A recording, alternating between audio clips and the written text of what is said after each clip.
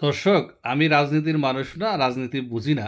তবে একটা জিনিস বুঝি, আরটিভি যে নিউজটি করছে, ফেসবুক ভুল স্বীকার করায় খুলে দেওয়া হয়েছে, কথাটি বলেছেন পলক। তো তার আগে আমরা কয়েক সেকেন্ডের সংবাদটি শুনে আসি, তারপরে কিছু কথা বলার চেষ্টা করব। করায় সার্বিক বিষয় বিবেচনা করে ও আগামীর জন্য সতর্ক করে ফেসবুক খুলে দেওয়া হয়েছে বলে জানিয়েছেন ডাক, টেলিযোগাযোগ ও আইসিটি প্রতিমন্ত্রী জুনায়েদ আহমেদ পলক। বলেন, বাংলা ভাই, এখন কথাটা না বললেই নয়। ফেসবুক ভুল স্বীকার করছে বাংলাদেশ সরকারের কাছে। এই কথাটা আমি অন্ততপক্ষে বিশ্বাস করব না যদি বাংলাদেশের আমি ছাড়া মানুষ সকল মানুষই বিশ্বাস করে।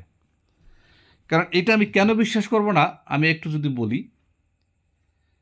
ফেসবুকের জুকারবার্গ এই মুহূর্তে পৃথিবীর সর্বশ্রেষ্ঠ ধনী। আমি এই যদি 1 মিনিট এই জুকারবার্গ বা এই খবরটার বিশেষজ্ঞ নিয়ে কথা বলি, এই 1 মিনিটে জুকারবার্গ যে ইনকাম করবে আমার 14 গোষ্ঠী আমরণ খাইলেও তা ফুরাইতে পারবে না। তাহলে ধরে নিন জুকারবার্গ কতটা ক্ষমতাবান মানুষ। তার প্রতিষ্ঠান বাংলাদেশ সরকারের কাছে ভুল স্বীকার করছে, খবর প্রচার করতেছে আরটিভি, বাট কোনো ডকুমেন্টস না দেখাইয়া। আবার দ্বিতীয়ত বলছে যে ফেসবুক টিকটক কর্মকর্তাদের সাথে মিটিং করার পরে সরকার সিদ্ধান্ত নিছে।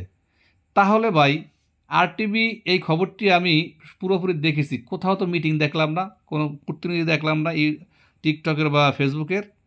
এখন কি বলবো, বলার মতো কোনো ভাষা আমি খুঁজে পাচ্ছি না।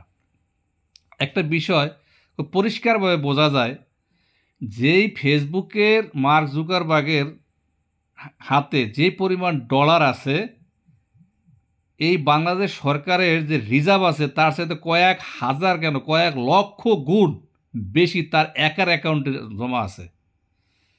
এক কথায় বলতে গেলে বাংলাদেশের 18 কোটি মানুষকে যদি আগামী 100 বছরে ফেসবুকের এই জমানো টাকা দিয়ে খাওয়ায়, ফুরাবে না।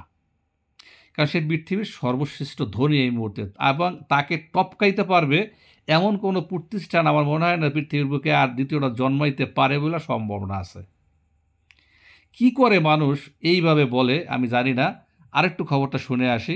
দেশের ব্যবসা করতে হলে দেশের সংবিধান, মহান মুক্তিযুদ্ধ ও স্বাধীনতার প্রতি সম্মান রেখে কার্যক্রম পরিচালনা করতে হবে। সকালে ফেসবুক ও টিকটকের প্রতিনিধিদের সঙ্গে বৈঠক শেষে এসব কথা বলেন প্রতিমন্ত্রী জুনায়েদ আহমেদ পলক। সুফিয়ান ফারাবির রিপোর্ট, জানাচ্ছেন দীপ্ত চন্দ্রপাল।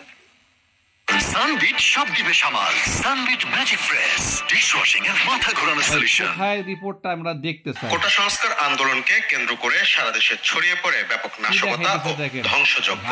পুড়িয়ে দেয়া হয় সরকারি ও বেসরকারি বেশ কিছু স্থাপনা। যারা সদস্যবৃন্দ আছেন, এসব ঘটনার জন্য সামাজিক যোগাযোগ মাধ্যমগুলোকে দায়ী করে দীর্ঘ 14 দিন ফেসবুক বন্ধ রাখে আইসিটি বিভাগ। ফেসবুক, ইউটিউব ও টিকটককে চিঠি দিয়ে জবাব চায় মন্ত্রণালয়। এর প্রেক্ষিতে সরাসরি টিকটক, অনলাইনে ফেসবুক ও ইমেলের মাধ্যমে চিঠির জবাব দিয়েছে বহুজাতিক কোম্পানিগুলো। বিষয়টি বিবেচনায় নিয়ে আগামীর জন্য সতর্ক করে প্রতিষ্ঠানগুলোর কার্যক্রম চালু করেছে আইসিটি মন্ত্রণালয়। Pro Awami League, pro liberation, pro মুক্তিযুদ্ধ, বঙ্গবন্ধু, শেখ হাসিনা, এই ওয়ার্ডগুলো দিলে তোমরা আমাদের রিচ আউট কমিয়ে দিচ্ছ, আর আমাদের এগেনস্টে দিলে সেগুলো রিচ আউট বাড়ায় দিচ্ছ। এই ধরনের অ্যালগোরিদম তোমরা কি ইন্টেনশনালি করছো?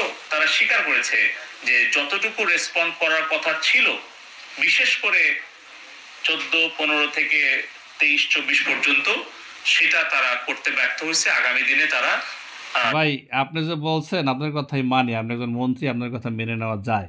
তবে আপনি একটা ডকুমেন্টস দেখান যে ফেসবুক ভুল স্বীকার করছে, এইরকম একটা ডকুমেন্ট প্লিজ জাতির উদ্দেশ্যে পাবলিশ করেন। আমরা যারা ফেসবুক কন্টেন্ট ক্রিয়েটর আছি তারা একটু দেখতে চাই। আমার ব্যক্তিগত মতামত হলো এটা কখনোই ফেসবুক করবে না, ফেসবুকের দ্বারা এটা সম্ভাবনা। ফেসবুক বাংলাদেশ নামে একটা দেশ আছে, এইটা মার্ক জুকারবার্গ নিজে জানে কি না এখানেও সন্দেহ আছে। ঠিক আছে, কারণ আমরা কোথায় আর ফেসবুক কোথায় এটা নিয়ে ভাবার মতো মাথা বাংলাদেশের খুব কম মানুষেরই আছে, আমি এটাই মনে করি। চেষ্টা করবে তাদের রিসোর্স আরো বাড়ানোর, এটাকে স্কেল আপ করার। বিভিন্ন সাইবার অ্যাক্টিভিটিসদের সাম্প্রতিক ফেসবুক পোস্ট তুলে ধরে প্রতিমন্ত্রী বলেন, প্রতিষ্ঠানগুলোর কাছে বৈষম্যমূলক আচরণ প্রত্যাশা করে না বাংলাদেশ। পিনাকি ভট্টাচার্য, জাহিদ এফ সর্দার, গোলাম মওলা রনি, এরা কিন্তু প্রতিনিয়ত গুজব, মিথ্যা অপপ্রচার করেই যাচ্ছে। দেশের বিরুদ্ধে, সরকারের বিরুদ্ধে আচ্ছা মানলাম পিনাকি ভট্টাচার্য দেশে নেই, তার বিরুদ্ধে কোনো ব্যবস্থা নিতে পারেন না। জাহিদেব সর্দার দেশে নেই, তার বিরুদ্ধে কোনো ব্যবস্থা নিতে পারেন না। কিন্তু গোলাম মাওলার উনি তো দেশ ছেড়ে যায় নাই, উনি তো দেশেই পড়ে আছেন, দেশেই আছেন এবং খুব ঢাকায় আছেন। তাহলে তাকে কেন আপনারা অ্যারেস্ট করে আইনের আওতায় নেন না? এইটা আসলে আমার বোধগম্য না। গোলাম মাওলার উনিকে ঠেকাইতে আপনাদেরকে তাহলে ফেসবুকের স্বর্ণাপন্ন হতে হবে? এটা কোনো যুক্তিসঙ্গত কথা?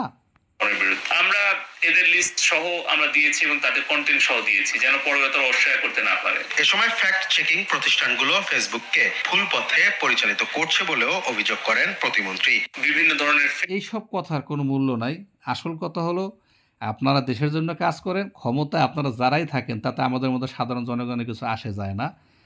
আমাদেরকে বাঁচতে দিন, আমাদেরকে সহজলভ্য চিকিৎসা দিন, সহজলভ্য বাজার নীতি করেন, যাতে খেয়ে পরে বাংলা মানুষ বাঁচতে পারে। এর বেশি দাবি আমাদের নাই। ক্ষমতায় যে থাকেন সেই মক্কা গেলে হাজি হবেন আর তীর্থে গেলে সাধু হবেন, এতে আমাদের কিছু আসে যায় না। এ নিয়ে আমাদের কোনো আপত্তি নেই।